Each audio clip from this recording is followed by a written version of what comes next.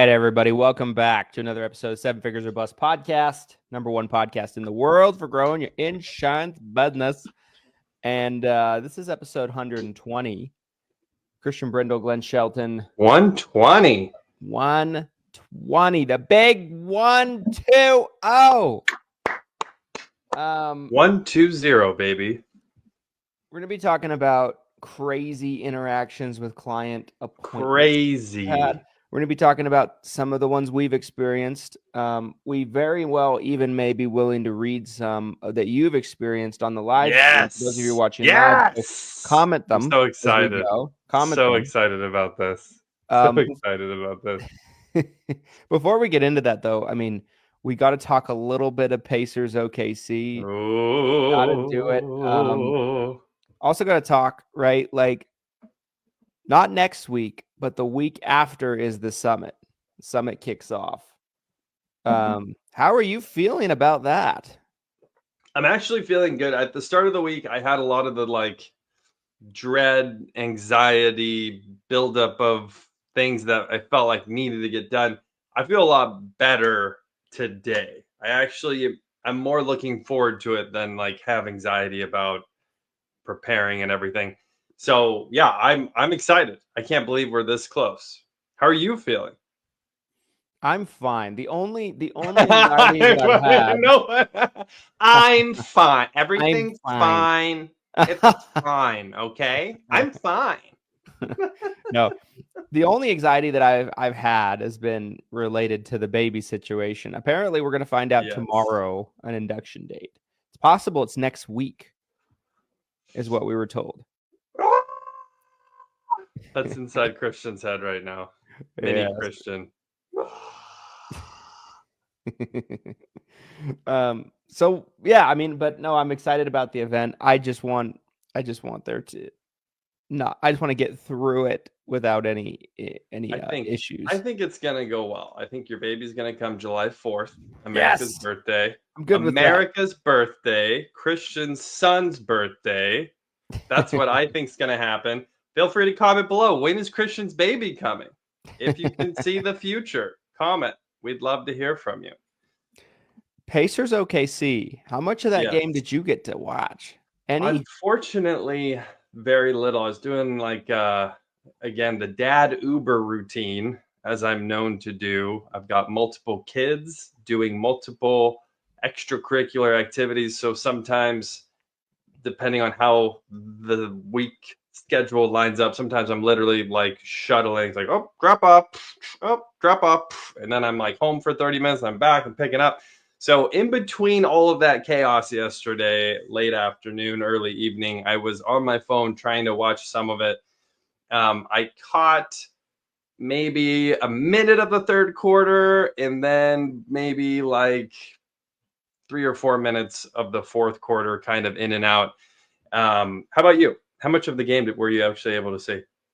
I watched basically the whole second half, the majority of the second half. Oh, jealous. And how was it? I mean, was it amazing? It was very close, very competitive. That Indiana team's scrappy, and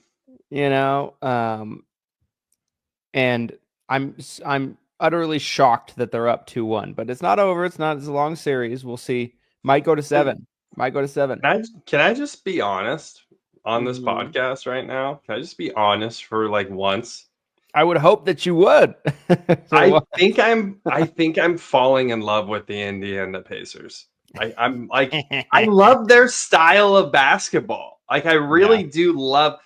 I've kind of 180'd on this. I used to feel like they were kind of destroying the blueprint of what a normal NBA team looks like, but I kind of love what they've done because they have this system in place where it really doesn't matter who's on the court, right? I mean, the top scorer was Mathurin last night. Who's Mathurin?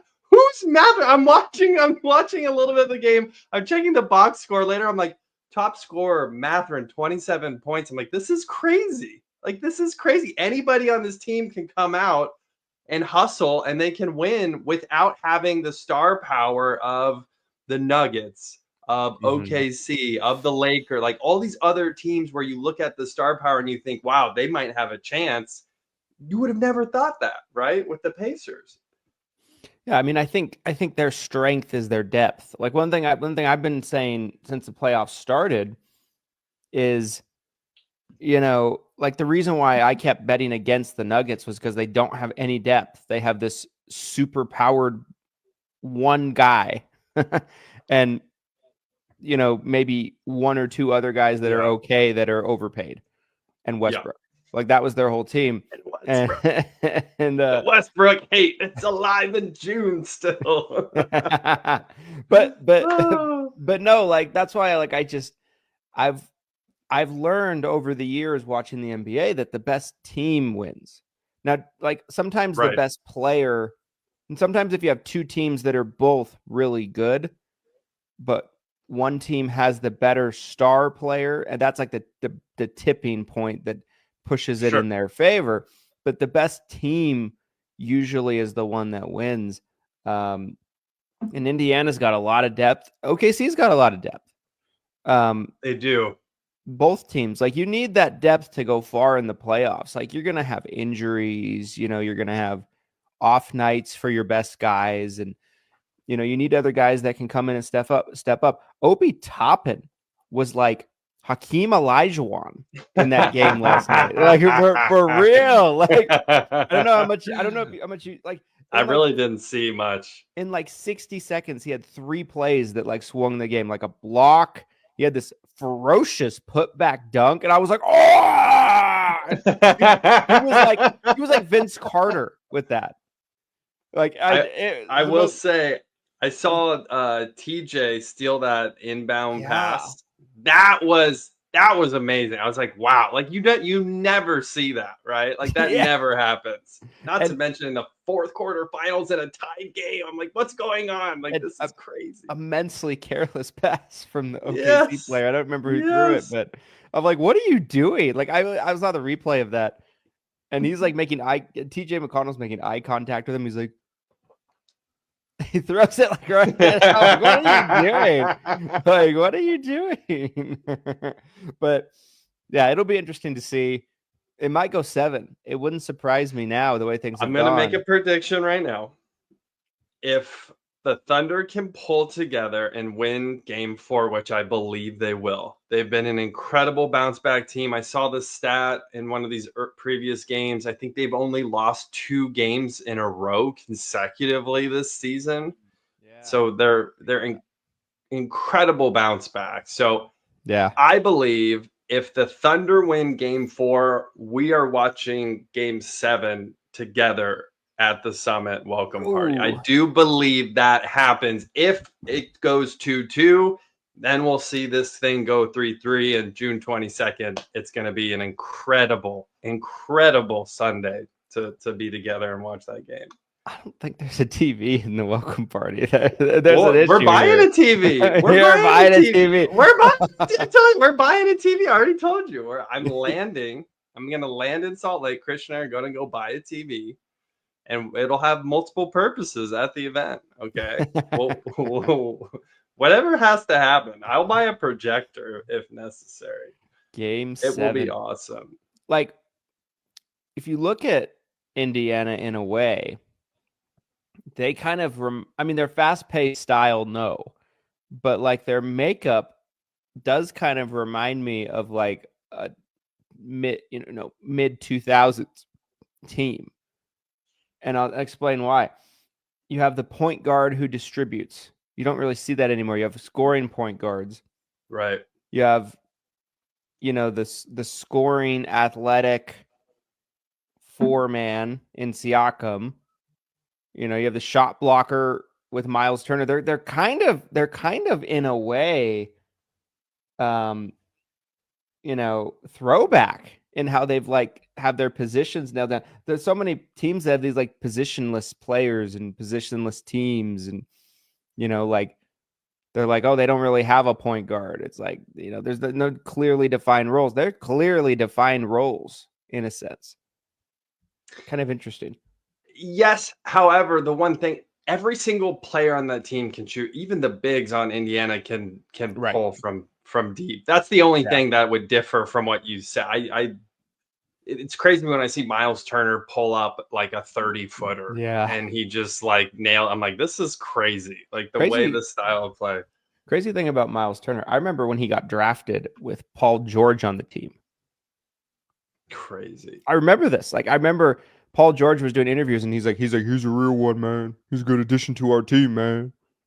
Like, and that was 10 years ago. Oh my goodness. Okay, let's shift gears into this episode's sponsor, and then we'll get into the stories, right? Just as a reminder. Yes. We're going to be talking about crazy appointments. We're going to be talking about crazy client interactions. We're going to be talking about ones that Glenn's experienced. We're going to be talking about ones that I've experienced out in the field.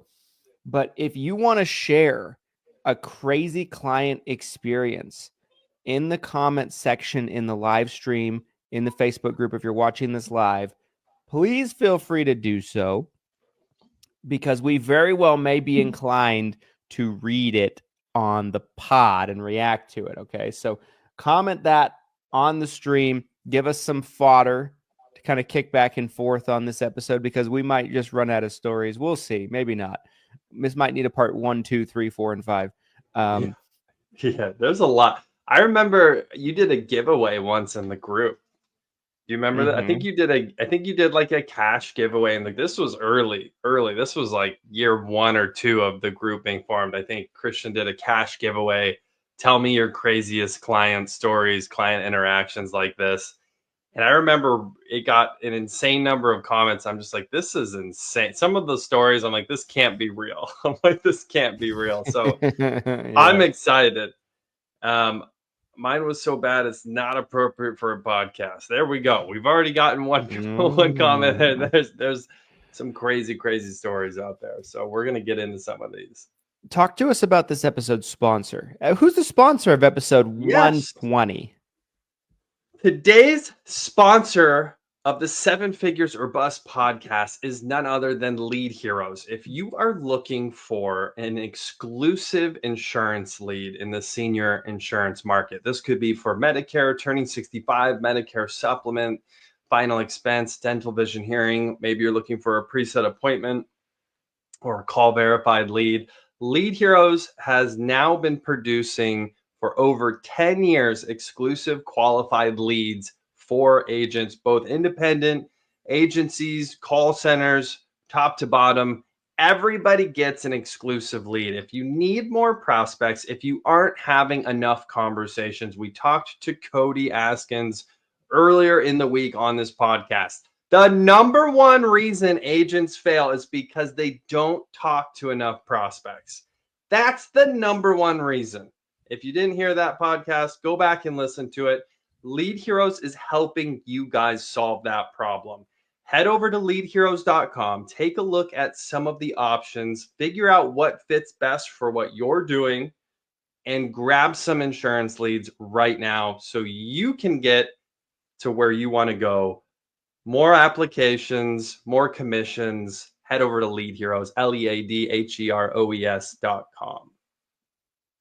Yes, very good. Very good. Lead Heroes, you guys. Yes. All right. Where do we start? I've asked this question many times on the show, but how indeed do you eat an elephant? Because there's a lot of places we can start. Oh, mine. Yeah, I was thinking about, I don't know why this one came up for me recently. There was one in particular that came up recently that I don't know if I've ever shared before. I mean, there's obviously some I've definitely shared before I'll get into, but there's this one story. Have you ever had those appointments where you're just like, alarm bells are going out. You're like, something's not right. Like, I need to leave this house. Yeah. Oh, yeah. This is going to be great. Again, guys, comment below. We want to hear your crazy stories too. Christian and I, we're like that old married couple where we've started to hear all of our stories before. So I'm going to try to surprise him with maybe 1 or 2 new ones here. But Comment below. Freebie Fridays tomorrow. Not only do you potentially get immortalized into the podcast today with your story, but you could also win something awesome tomorrow on Freebie Friday. So here's the story that comes to mind recently. And the other part of this too is like, okay, I'll just tell the story and then we can get into it, guys. So mortgage protection lead. I know for a fact it was a mortgage protection direct mail lead. That was kind of early on in my career as a life insurance agent. That was my primary bread and butter. That was my primary focus. I was working the Salem, Oregon area. I didn't live in the Salem area, so I didn't really know that area very well. But it was one of those areas that was kind of a honey hole for me. You know, if you know Oregon, it's like you've got Eugene, the three biggest cities, you know, Eugene, Salem's the capital, and then Portland's at kind of the top. I was living closer to Eugene at this time. So I'm working leads kind of out of my area. I'm in Salem. Don't really recognize this area. I end up driving out of town a little bit, and it was a pretty big property. So I'm kind of thinking, I'm like, this is good, right? You know, they've got money to spend. They can afford the premium, right? Mm-hmm. I want to say 2 or 3 acres. Like that was in my mind. I'm thinking, you know, again, pretty big property. Yeah. Multiple buildings on the property. So, you know, I don't know if they were all like houses. I don't know if there was like 2 or 3 houses. Maybe it was like a guest house. So, you know, I get there and I think I was the one that set the appointment. I don't remember. I may have already been working with an appointment setter at this point, but I get there. I think I had to like get through a gate to get there. And I'm like knocking on the door and it's like oddly quiet, like super quiet. No noise, not hearing anything, no animals, like no kids, like there's no noise, nothing. I'm like, okay, interesting. And then vroom, vroom, vroom.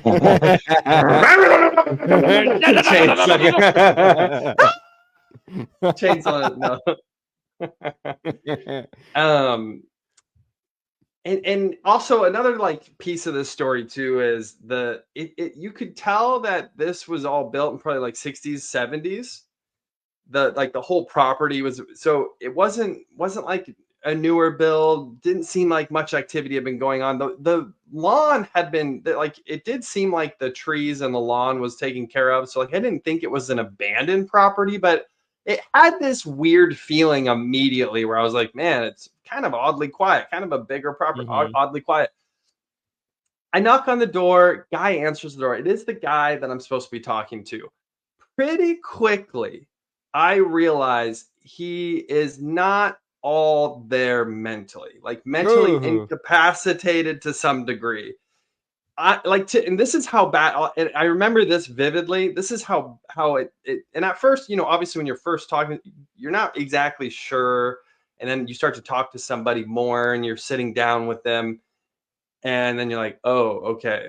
Like it was so bad that I'm wondering like, who's taking care of you? Like that was one of my early thoughts in the conversation is like, surely you're not living here by yourself on this massive multiple acre property. Yes, right. The other weird part is I remember he kind of it was like a maze. I don't know if I went to like a different building on the property or if he took me like upstairs in the house. It felt like I was going a little too far from like the front of the house. Another like alarm bell for me. I'm like deep in this house, bigger property, older property, very quiet. The person that I'm trying to sell to is meant to the point where I'm like, there's no way, right? Like this guy, I wouldn't feel good about writing this policy because it doesn't seem like he's all there. You know, talking a little strangely. I think he was like leaving the room a lot. Another weird thing, you know, like sitting there. Okay. I'm telling it slowly was like more and more red flags going up, right? More and more to the point that I just remember I finally got to the point where I was just like, hey, here's my card. Like, you need anything, let me know. And I basically just dipped, like got out as quickly as I could. I had too much.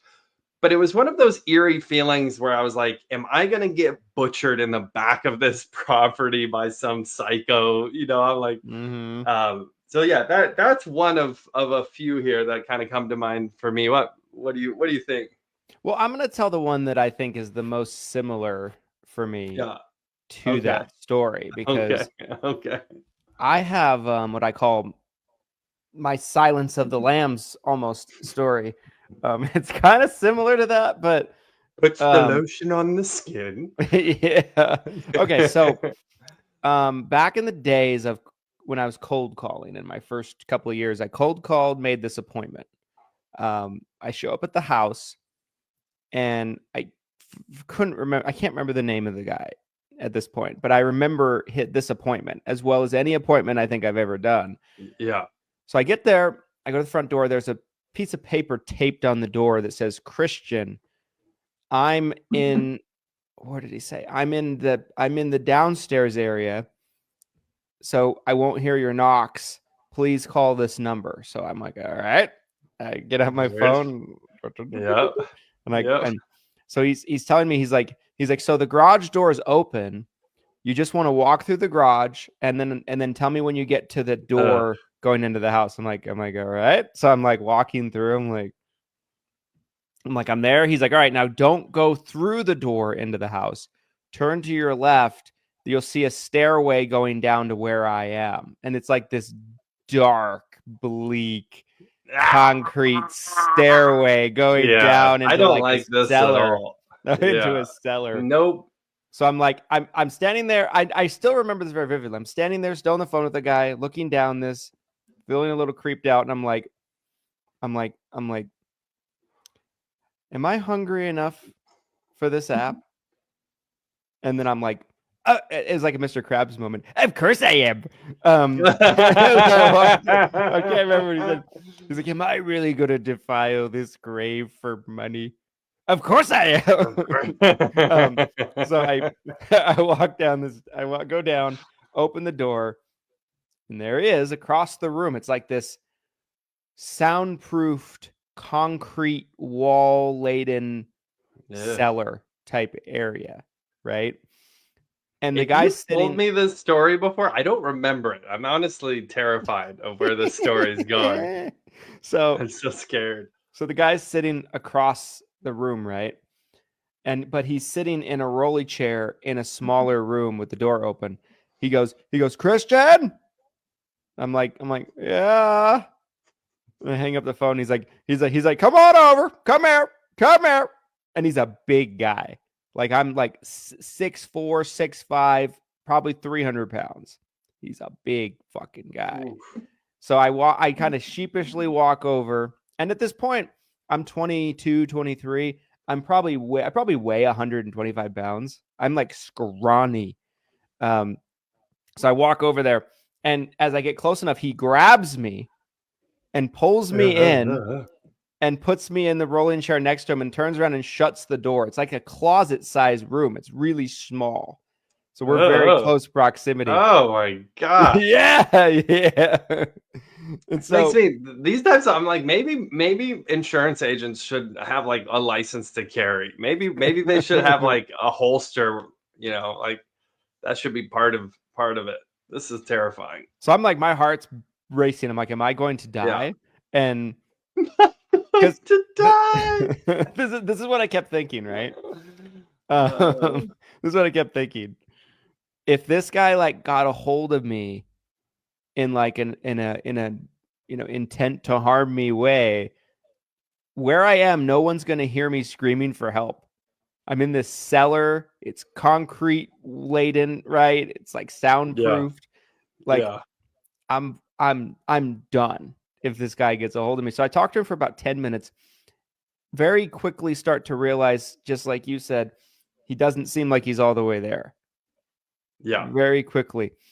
And I find out that he's blind. So he's going off. When he grabbed me, he's going off of hearing my footsteps getting closer. Okay. That makes me feel a little better, I guess. But there was something just really off about him. He was really making me nervous. And so after about 10 minutes, I pretended like I got a phone call. I was like, I'm like, something came up at the office. I got to go. He's like, what about my plan? And I'm like, what about my plan? And I'm like, your plan's great. You should just keep it. I think it's good for you. And I just kind of made an excuse to get out. But great plan. Great plan. It's a great plan. I wish everyone had that plan. Man, that's terrible. the touching's a lot. I did have that triggers another one for me of a client that touched me, gave me a hug, multiple hugs, to the point where I ultimately never went back, because I already went back to this place twice. So it was downtown Portland. Really like amazing apartment condo building. This guy lived at like the top. So it was like the penthouse suite in Portland. Another, I believe, mortgage protection lead. And again, somebody who had a fair amount of money, and they were looking for life insurance. They had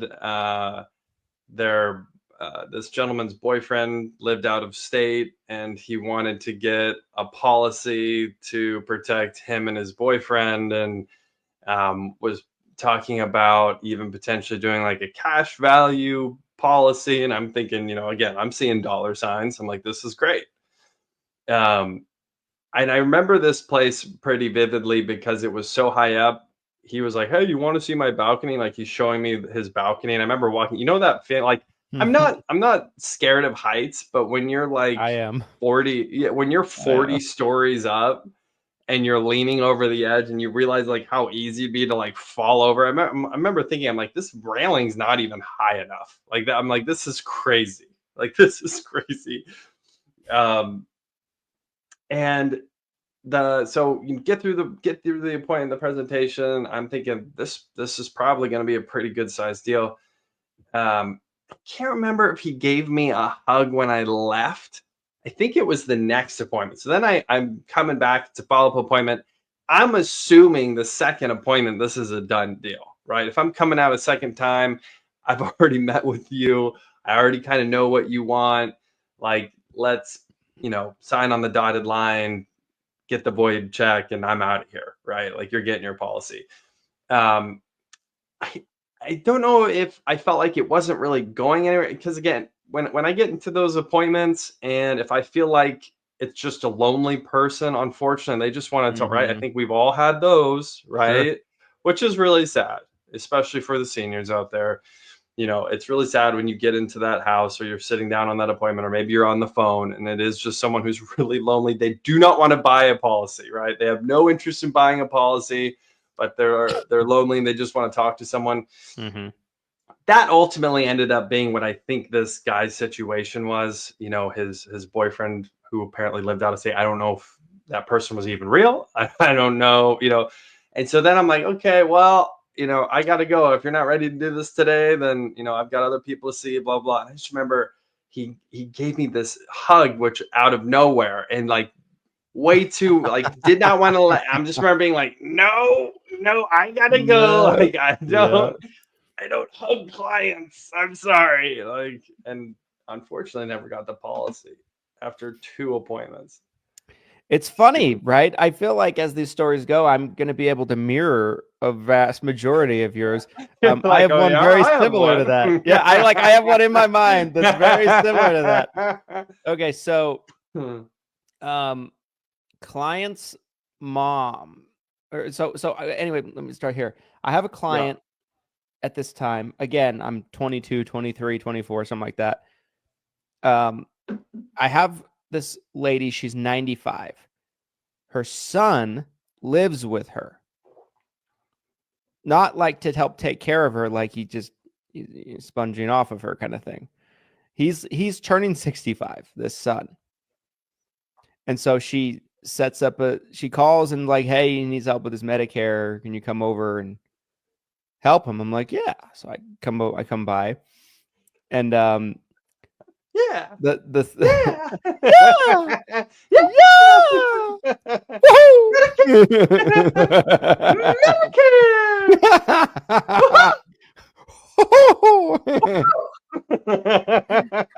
Hey, don't you talk to me like that, Jonas Brothers. Have you seen that? Anyway, keep going. So anyway, I go over to the house, and very similar thing. The guy is really touchy, and he's very like overly complimentary. He's like, Christian, your skin is very smooth. And I'm like, nope. That's, But again, thank you. again, it's like, how bad do I want this app? Back then, really bad. I wanted them all. I went through a lot. So this dude's making excuses, to rub my back and hug me, and he wants. It's very clear to me that he wants to get it on. That's what his intention is. I'm like, moving away and, trying to like make it difficult. Sign here. Yeah. Sign here. Well, I'm like a poker, one of those like handle things. There's the app. You got a stick in one hand. You're like, nope, let's do it. So anyway, this was a situation where it was a 2-step appointment because he didn't have his Medicare card yet. So I had to help him apply, go over a plan, and then I had to come back like a month later to do the app. So I come back a month later, same kind of thing. He opens the door and he's just this huge smile on his face. The second appointment, he's like, "I'm so happy to see you," and I'm like, "Yeah, Doug, you too." He keeps trying to get me to go to lunch with him, schedule a lunch date, and I'm like, "Yeah," I'm like, "I'm really busy. I'm always out in the field. Not really gonna work." And I do get the app. But like when we know how you got the app. I did what I had to do. Okay, we know how you got the app. I got the app. That one needs to be reported to the DOI. Okay. So as I'm leaving, he gives me this tight, long hug, and he's like embracing, and I'm like, yeah. So anyway, he starts calling the office trying to schedule these lunch appointments again. And I'm like, no, I can't do that. I'm not available, blah, blah, blah. So then I'm out in the field like a couple weeks later, and he stops by the office. And my dad and I shared the office back then. So it was like a Friday. I'll never forget. I'm out in the field, and I get a call from my dad like, one of your clients stopped by, and he's like, and he was acting really weird. And he's like, "Is everything okay?" He's like, "Did something happen with this client?" I'm like, "No." I'm like, "I think he just wants to like bang me or something, but I'm not. It's not gonna happen. Not gonna happen." Don't worry, Dad. Don't worry. Don't worry. And so apparently he comes by, he knocks on the door. There's no one at the office. It's like dark inside except for my dad. So my dad walks up, opens the door, and starts talking to him. He's like, "I'm here to see Christian." And he's like, "Oh, he's not here. I'm sorry. He's out on an appointment."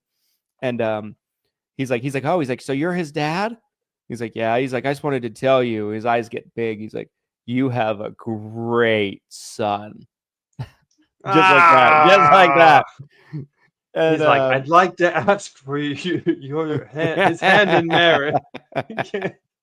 Do you give me permission to propose to your son?"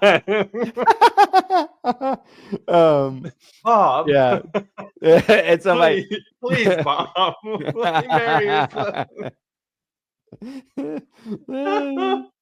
But I got the app, and I got his brother and another family member. I got like all these people, and I never did the lunch, and I always found a way to get out of it. And then eventually he canceled, and then funny enough, last year he came back in. He called in because he didn't like the plan he switched to. Funny enough. And Carrie wrote him. Carrie wrote him back. So he's back. He's back. He's back, baby. We got him. Back, baby. Are you allowed to say favorite clients? Is that possible? Can we pick favorites? Because I think we might have one at ESI. That is, that's a roller coaster of the story right there, you guys.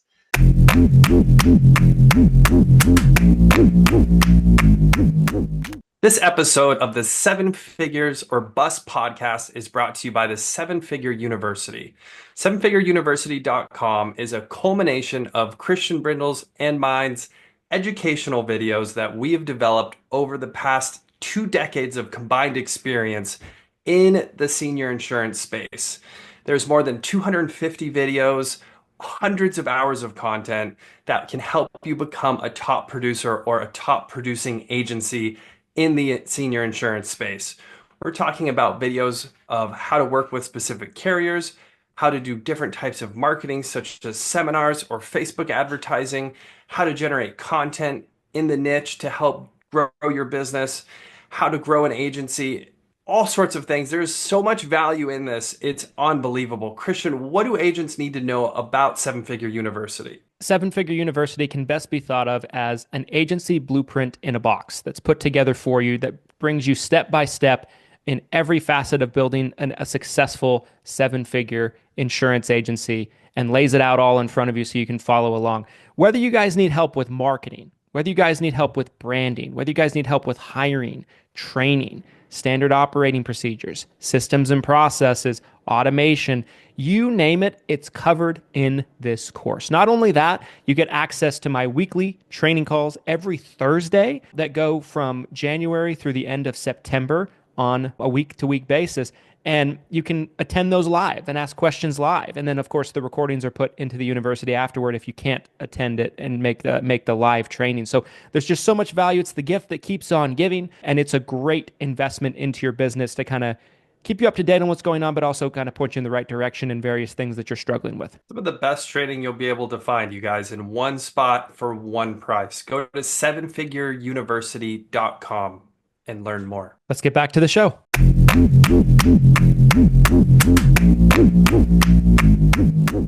Again, we're talking about crazy client interactions, crazy appointments.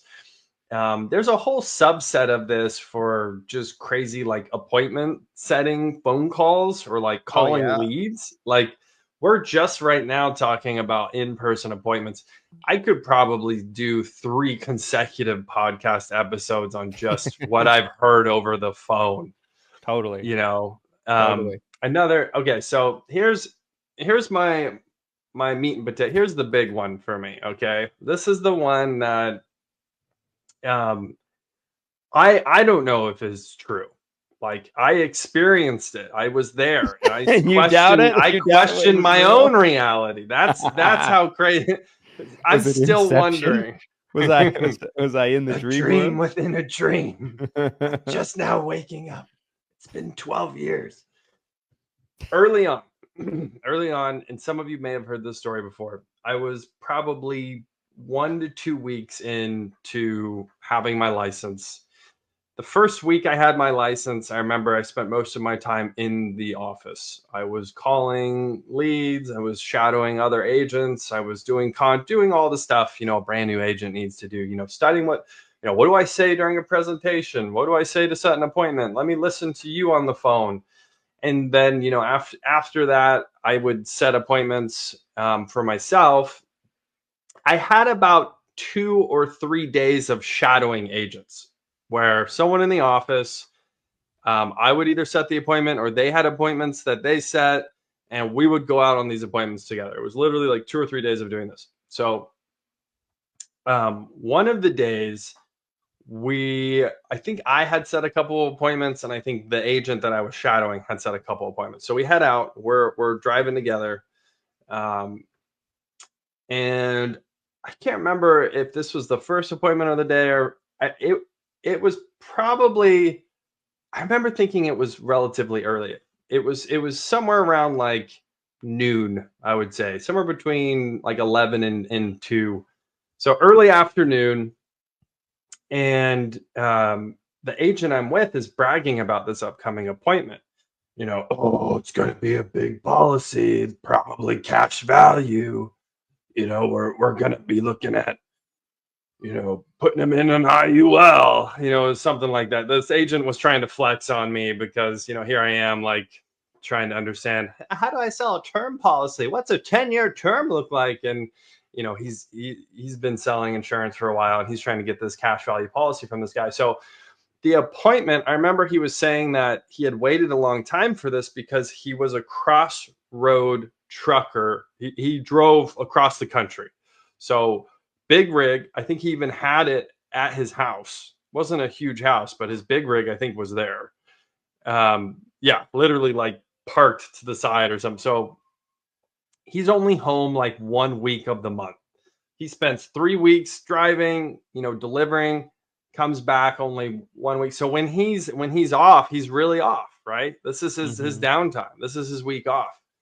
Apparently, and his wife, here's the other part of the story. So he was married. His wife was somewhere in the medical field, like a nurse. And so she's gone all day. So he's home alone. So it's just him and me and the agent that I'm shadowing. We did not know this, but when we got there, he had already been drinking moonshine that morning. So he was obliterated. Yeah, he was obliterated.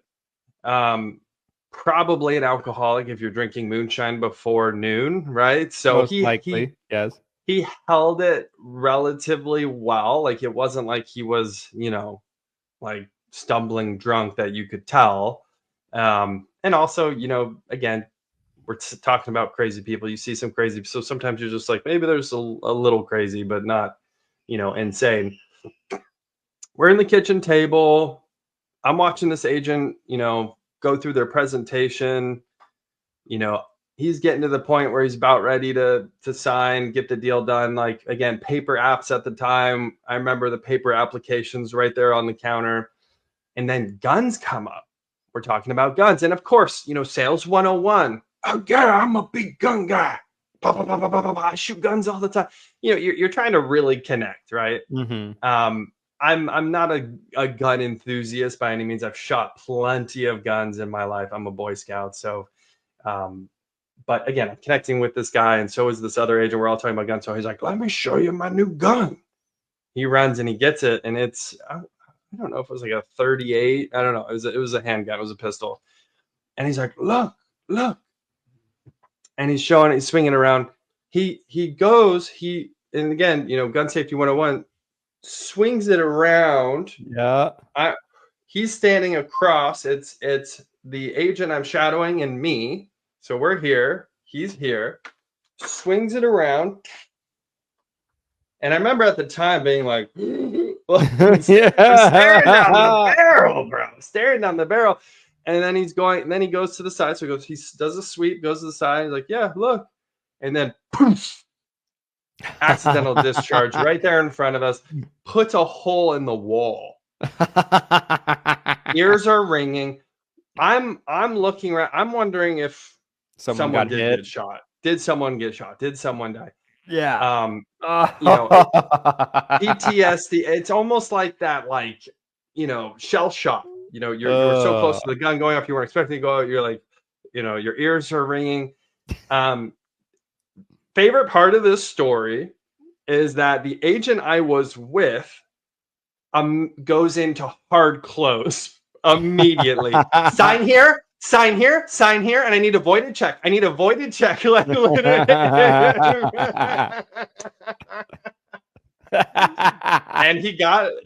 the policy, Great job. Got the policy. Talk about sticking it through all the way to the end. Yes. Yeah. Wow. And I remember at the time driving back with this other agent, and I think this was part of the conversation, as I was like, if I made it through today and I keep doing this as a job, as a career, I'm like, I think I'm gonna go the distance. I remember telling him, I'm like, if I can make it through that, I was like, I think I got it. That was like my moment for me, where I was like, okay, like I think I'm gonna be fine. I guess if I can do that, I think I can do anything. That is so. Yeah, that's a legendary story. That's a goat story. Yeah. We talk about. I got one more creepy story, and then maybe we turn to. Yeah, there's a couple in the comments already. Yeah. This one's quick. So my wife gets her license. Year 2017, 18, something like that. And so I gave her some leads, and she's cold calling. Not cold calling. She's calling the leads to make appointments. The system was she'd call these leads, she'd make house appointments, I'd go with her, and I'd close the deal, give it to her, of course. Right. And that's how she'd learn. So she makes this appointment with this guy. And so we show up at the house. It's kind of far away. It's like in Ogden. It's probably For those of you that don't know, from our office, it's about 45 minutes to an hour away from the office.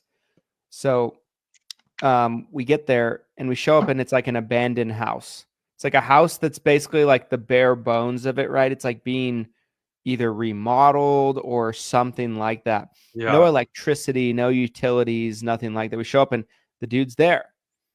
And he immediately looks surprised to see me. He's like, because we weren't telling these people that I was coming. We were just showing, who's this dude? Yeah. Who's this dude? So he's trying to get us to go into the house. He's like, oh, don't worry, my son's sleeping in there. And we're looking in there. They're like, nobody's in there. Like it's like a construction site in a sense. And he's like, come on. And we're like, no, we're not going in there. Nope. And he's like, oh, I actually have another house around here. You want to go there instead? We're like, okay. So we're following this guy to his other house. Oh, that's and weird. In the car, I lean over to Stormy. I'm like, listen, I know this is your appointment. I'm like, but if you wanted to just drive away right now, I'd have no problem with it. And she's like, no, let's keep going. So we get to his house. Fine, we're fine. And then we get to his real house. Okay. And from then it proceeded like a pretty normal appointment. The only thing is he lied to us about what plan he was on. So like he had a Humana plan, it was in the middle of the year. He didn't really have a Humana plan. He had something else, but so we thought he did. So we got an agent of record letter. Back then you could do that, handwrite him and send him in. Couldn't change his plan. Because it was outside of AEP. Sending the agent of record letter, it bounced because he didn't have a Humana plan. He had something else. He lied to us. But I bring up the story to say both of us feel like this dude's intention was to do something super malicious, right? Like a woman meeting him somewhere privately.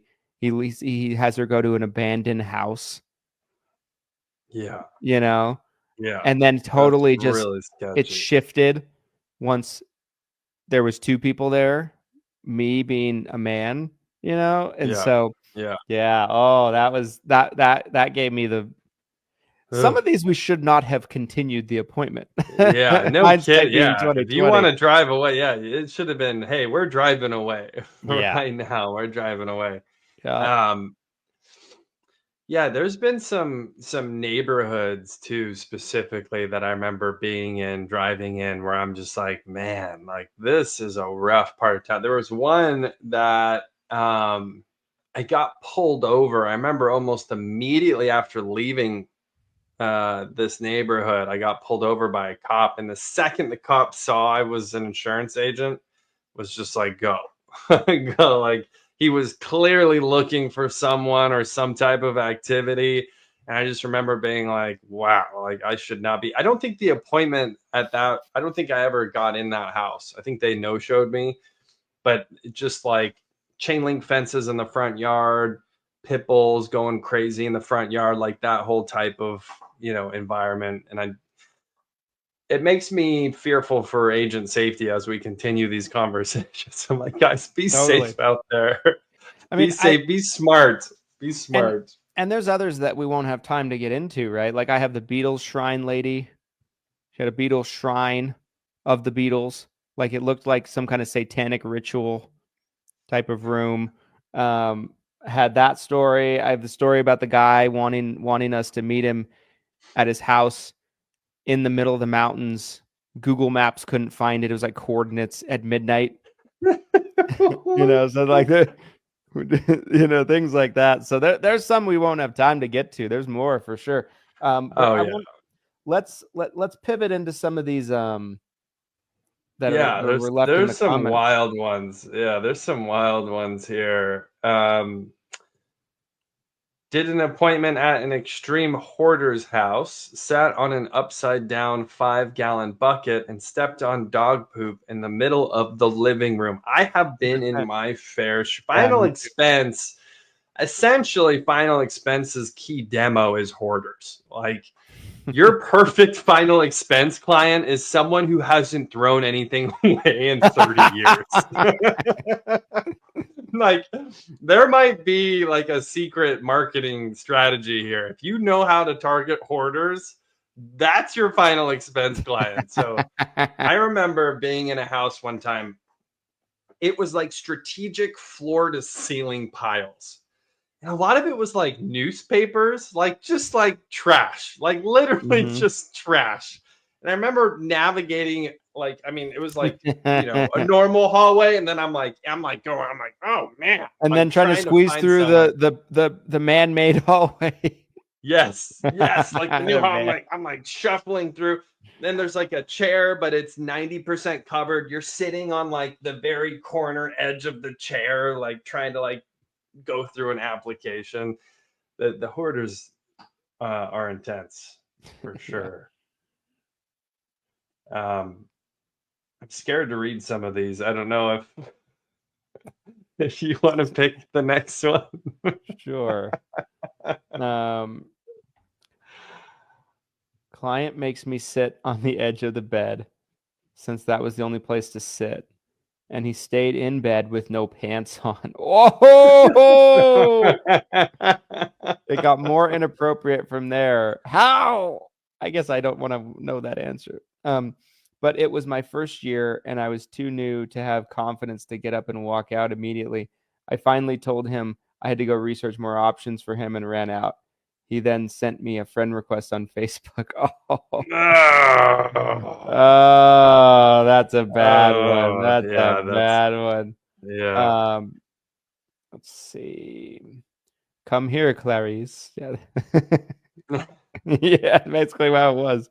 Let's see. One of our agents in Texas has a gun and stores it in a cutout Bible. Ooh, that's interesting. For safety, if it's permitted where you're at, do it.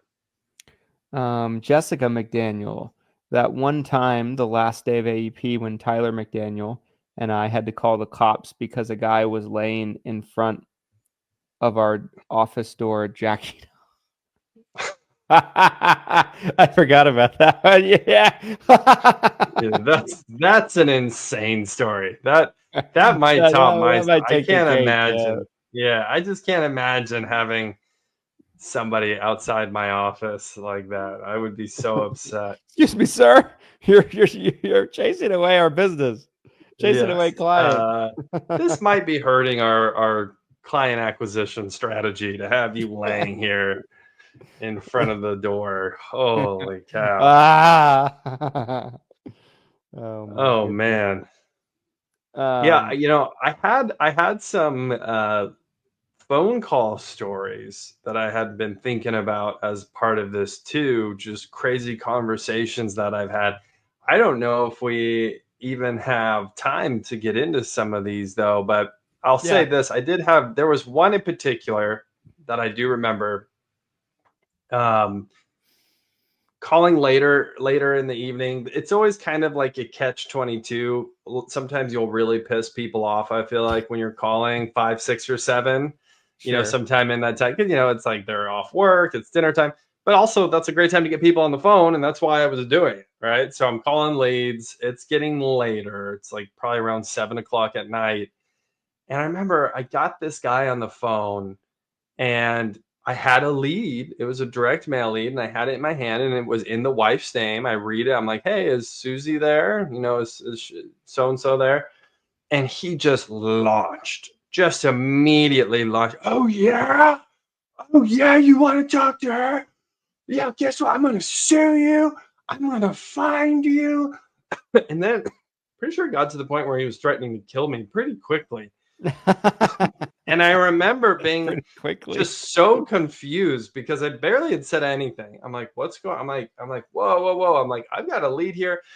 And I was of the mindset, like, I wanted to keep this guy on the phone, right? Because even though he was so upset, I'm thinking maybe there's a way to navigate this conversation to set an appointment, right? Like, again, that's the mentality. It's like, yep. I want to keep this person on the phone as long as I can. I want to see if I can set an appointment and sell them insurance. I mean, that was the mentality, especially early on. I didn't care. Well, it turned out since his wife had sent that lead back in, because we talked for a while. I kind of went around in circles. I'm like, what did I do? I'm like, why are you?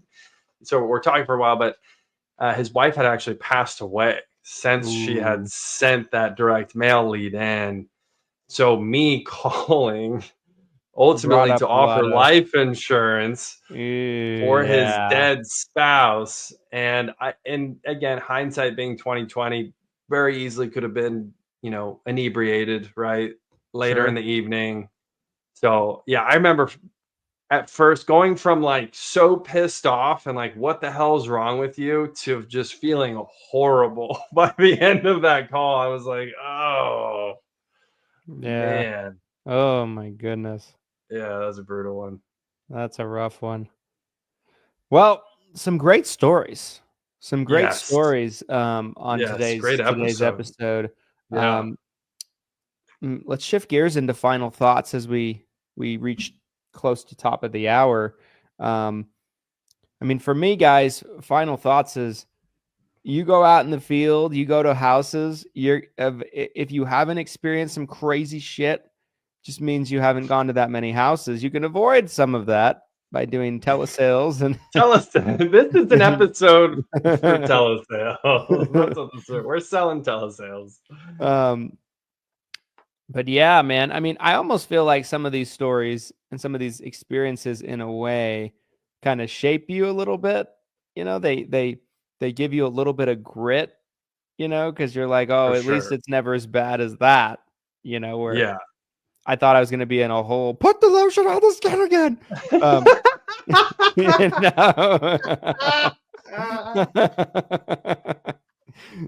So there's always some of that. But yeah, that's my final thoughts on today's episode. Yeah, I mean, be safe out there, you guys. My final thoughts on today's episode is like, be safe, be smart, and understand obviously that like the idea of selling one or two insurance policies is not worth jeopardizing your safety as an agent. Learn from Christian and mine's mistakes of essentially going, beyond some of our safety comfort levels, I think, with some of these appointments.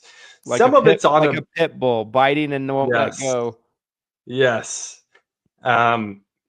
Some of it's unavoidable because you might walk into a situation you had no idea, right? You don't know until you're inside the house, you're sitting down.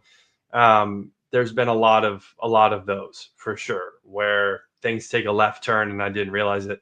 I definitely could have been better about exiting, I think, some appointments a little faster. So be safe out there. And if you do have any crazy stories, comment below. We'd love to read them. We'd love for the community to be able to read them. And also it enters you into Freebie Friday, which again, that's tomorrow. We do a giveaway every single Friday here in the 7-Figure Medicare Agent Facebook group.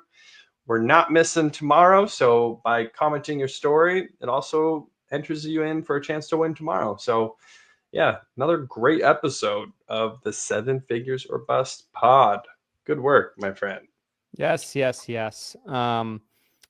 Appreciate you guys watching all the way to the end, regardless of how you watched, whether it was live, whether it was on a replay on one of the multiple platforms the show is broadcast on and posted on. Make sure to give us a like, comment, subscribe, 5-star review, whatever the platform you're taking in the content will allow you to do. We certainly would appreciate the support. And until next time, guys, this is the last pod of this week. We'll see you guys next week on Monday, as long as I don't have a baby yet. I don't know what's going to happen. No way. Yeah, that would be by next Monday. No way. That'd be insane. That would be wild. That would be like the Pacers winning in 6. Also crazy. Yes. Also crazy. All right, guys. We'll see you guys on the next episode, 7 Figures or Bust podcast. Here's to your massive success, and we'll see you on the next one.